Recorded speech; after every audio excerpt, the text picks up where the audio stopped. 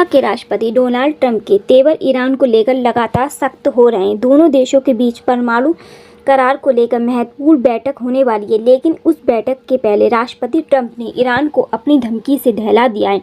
राष्ट्रपति Donald Trump ने कहा, अमेरिका और ईरान के बीच सीधे बातचीत शुरू हो रही है, जो कि बहुत ऊंचे स्तर पर होगी, लेकिन अगर दोनों के बीच कोई समझौता नहीं हुआ तो ईरान खतरे में पड़ जाएगा। ट्रंप ने कहा कि बात न मानने पर ईरान को बड़ा खतरा झेलना पड़ेगा, क्योंकि अमेरिका इससे परमाणु हथियार रखने की इजाज़त नहीं देगा। यानी ट्रंप ने ये नहीं बताया कि बातचीत कहाँ होगी और कौन कौन इसमें शामिल होगा, लेकिन उन्होंने इजराइल के प्रधानमंत्री बेंजामिन नेतन्याहू के साथ प्रेस कॉन्फ्रेंस में कहा कि बातचीत बहुत उच्च स्तर पर होगी। ये बयान ऐसे समय में आया कि जब ट्रंप ने पहली बार ईरान को बातचीत का सार्वजनिक प्रस्ताव दिया, जिसे ईरान के भी सर्वोच्च नेता अयातुल्ला खामेनी ने ठुकरा दिया। ट्रंप ने अपने कार्यालय में ईरान पर दबाव बढ़ाने की रणनीति पर काम किया था।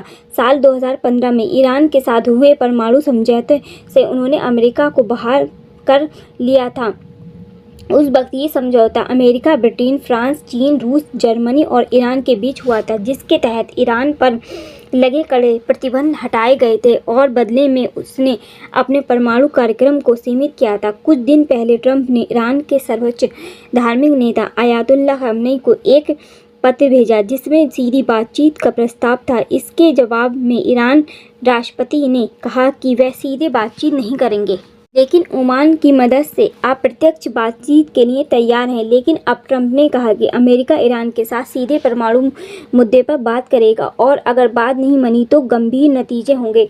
ईरान ने यह भी जवाब दिया है कि वह बातचीत के लिए तैयार है, लेकिन ये बातचीत अप्रत्यक्ष रूप से यानी किसी और देश की मध्यस्थता होगी। बहरहाल अब देखने वाली बात यह है कि क्या अमेरिका ईरान को भी हमास की तरह अपनी शर्तों पर झुका पाता है या नहीं।